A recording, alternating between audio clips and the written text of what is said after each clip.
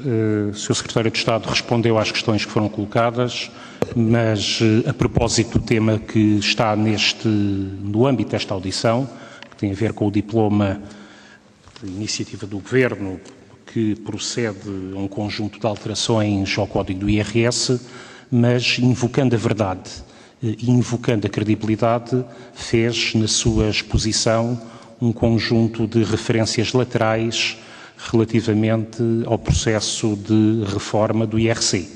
E exatamente porque invocou a verdade e invocou a credibilidade, não posso deixar de usar da palavra para dar nota de matérias no âmbito das quais,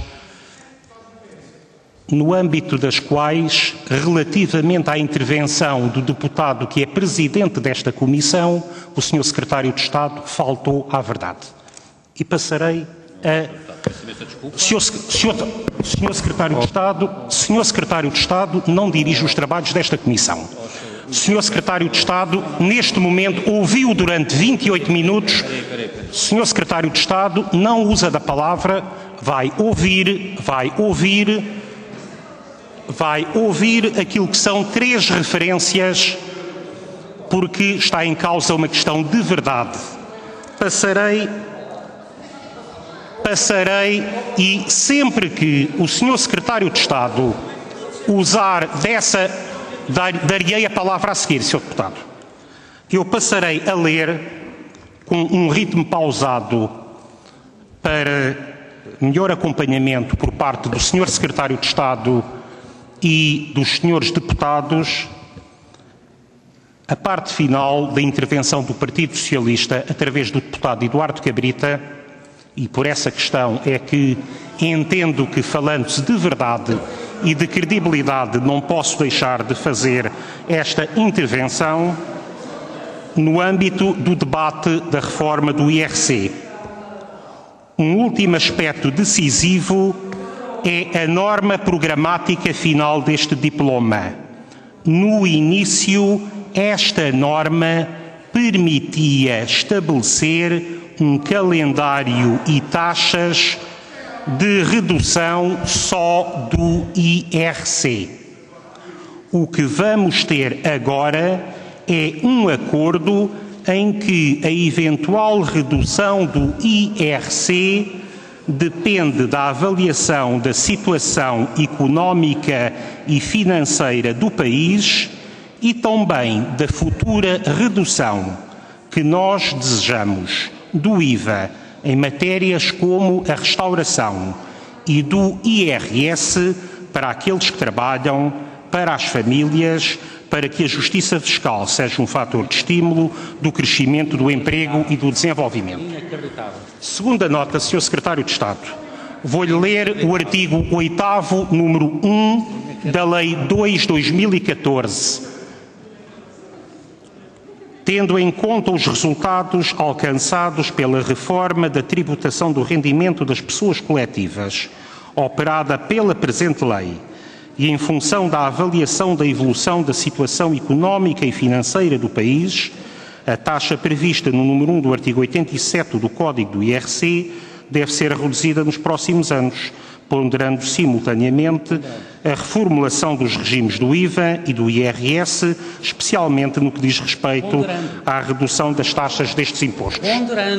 Terceira nota, o Sr. Secretário de Estado. Terceira nota, não estou a ser nem verdadeiro nem falso. Seja verdadeiro, ponderando. Estou a ler o artigo 8º, número 1 da lei que foi aqui aprovado. Seja verdadeiro. Sr. Secretário de Estado, respeite o Parlamento. E, portanto... Seja verdadeiro. Sr. Secretário de Estado, respeite o Parlamento, não lhe está a ser dada a palavra. Seja verdadeiro. Tem em terceiro lugar... Seja verdadeiro. Em terceiro lugar, foi referida... Seja verdadeiro. Em terceiro lugar, foi referido um relatório de uma comissão de monitorização que não é conhecido desta comissão. Sr. Deputado Cristóvão Crespo, pretende usar da palavra, tem a palavra. Sr. Presidente, uma interpelação à mesa, penso que a intervenção do Sr. É uma intervenção inqualificável. Portanto, não tem qualificação. Portanto, com base, qual é, em termos regimentais, como é que é possível, onde é que se fundamenta, a que título é que o Sr. Presidente faz este tipo de intervenção? Eu penso que as bancadas de cada um dos partidos têm a oportunidade de fazer esse debate. Aliás, não é a primeira vez que acontece o Sr. Presidente fazer substituir. Se o Sr. Presidente, se a sua bancada não é suficientemente capaz de fazer a defesa do PS, o Sr. Presidente fazia substituir na mesa e fazia a intervenção da bancada do Partido Socialista. Aquilo que o senhor fez não tem cobertura legal e foi inqualificável. Sr. Deputado, agradeço que tenha usado adequadamente a forma de interpelação à mesa. Agradeço que tenha usado adequadamente a forma da interpelação à mesa e exatamente para registar que não houve qualquer intervenção, houve expressamente, como é aliás do regra da Assembleia da República, usada quer em plenário, quer em comissão, a leitura de documentos relevantes que, no caso, são uma intervenção do próprio deputado que não é suscetível, quando se fala de verdade e de credibilidade, sendo visado diretamente na intervenção do Sr. Secretário de Estado, leu um parágrafo de uma intervenção feita em plenário sobre esta matéria e leu a norma relevante da lei que foi aprovada no final do ano passado. Agora, Sr. Deputado, Sr. Presidente. Não, Sr. Secretário de Estado. Quando o Sr. Secretário de Estado conhecer as regras aqui... Está com medo. Sr. Secretário de Estado, agradecia-lhe que enfim, tivessem atenção, com certeza. Senhora Deputada Hortêncio Martins tem a palavra. Sr. Presidente, Sr. Secretário de Estado, Srs. Deputados, eu acho que nós todos temos que ter calma e perceber que, muitas das vezes, esta questão de um esclarecimento com a leitura do documento de uma pessoa que foi visada nas afirmações anteriores faz parte da prática parlamentar e todos os deputados que estão noutras comissões, quer seja nesta, quer sejam noutras comissões, sabem que assim é. E, portanto, não foi feito nenhuma intervenção política, foi lido documentos que são factuais e que poderá haver com certeza o contraditório, se assim o quiserem, por parte das bancadas. O que o PS gostaria de dizer e reafirmar é que, de facto, o Sr. Secretário de Estado citou e disse várias vezes que o PS rompeu o acordo. E o que o Sr. Secretário de Estado também sabe, porque eu também estava aqui e o Sr. Secretário de Estado também estava, quando fizemos essa discussão, assim como o Sr. Deputado Eduardo Cabrita e outros deputados, sabe perfeitamente que o PS sempre condicionou as questões do IRC às questões dos outros impostos, como o IVA da restauração e o IRS. Obrigado, Sr. Deputado. Sr. Secretário, peço desculpa, Sr. Deputado Helder Amaral, com certeza, Sr. Deputado. Sr. Presidente, Sr. Secretário de Estado, caros colegas, Sr. Presidente, eu assisti a reuniões da COFAP sobre o orçamento e tinha até feito elogios à forma como o Sr. Presidente até hoje tinha gerido os trabalhos e não emitindo opinião, às vezes notando o esforço que fazia para não emitir opinião. Eu gostaria de lhe perguntar, Sr. Presidente, porque é que não se optou por uma terceira ronda? Porque havendo dois vice-presidentes da COFAP nesta sala, porque é que não utilizou aquilo que é o regimento e a praxe parlamentar, que é o Sr. Presidente pedir a um dos vice-presidentes, até posso ir mais longe, estamos já em período de uma reunião conjunta com a Comissão de Economia, também estão aqui dois vice-presidentes, um deles eu próprio, outro o Sr. Deputado França Rasqueiro, que poderiam substituir o Sr. Presidente, para o Sr. Presidente fazer a intervenção que entendesse, no maior respeito sobre o regimento e sobre a praxe parlamentar, e depois dar a oportunidade ao Sr. Secretário de Estado que respondesse da mesma maneira. Agora, assistir ao Sr. Presidente a fazer uma intervenção na qualidade de Presidente, a bancada do CDS registra como uma falta de respeito ao Parlamento, um atropelo ao regimento e, obviamente, um abuso de confiança que não parece... aliás, teria evitado este episódio, Sr. Presidente.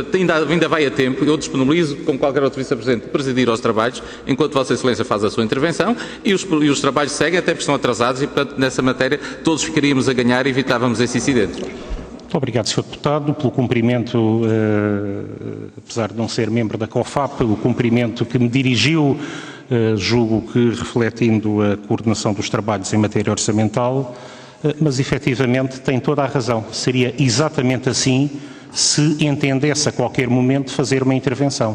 Não foi o caso. Foi a leitura apenas de dois certos, dentro daquilo que dois certos.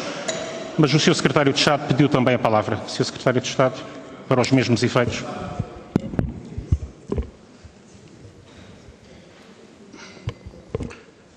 Bom, em primeiro lugar, Sr. Presidente da COFAP, eu vou-me escusar de fazer comentários pessoais sobre a sua intervenção. Entendo que aquilo que aconteceu neste Parlamento é suficientemente grave para... Sr. Presidente, se não se importa, eu pedia para que eu pudesse fazer uma intervenção sem ser interrompido pelo Sr. Presidente. Mas não tem uma intervenção, tem uma interpelação à mesa, como aliás os senhores 3 deputados que usaram da palavra. Eu volto novamente a dizer, Sr. Presidente, a gravidade da sua intervenção na qualidade de Presidente da COFAB é suficientemente manifesta. Sr. Secretário de Estado, há uma questão. Sr. Secretário de Estado, tenho de o interromper porque a direção dos trabalhos do Parlamento cabe à Assembleia da República e não ao membro do Governo que aqui está. Sr. Secretário de Estado terá direito a usar da palavra numa terceira ronda. Eu queria apenas reafirmar o seguinte, Sr. Presidente. Eu não vou fazer quaisquer tipo de considerações pessoais sobre aquilo que acaba de acontecer e aquilo que foi protagonizado pelo Presidente da COFAP, que supostamente deve ter uma atuação de coordenação e de imparcialidade, apenas dizer o seguinte, o artigo 8º, apenas dizer o seguinte, uma coisa são as intervenções legítimas dos deputados na Comissão e no plenário. São respeitáveis, são legítimas, manifestam um ponto de vista pessoal. Outra coisa completamente diferente é um acordo que foi celebrado entre os partidos da maioria, o Governo e o Partido Socialista.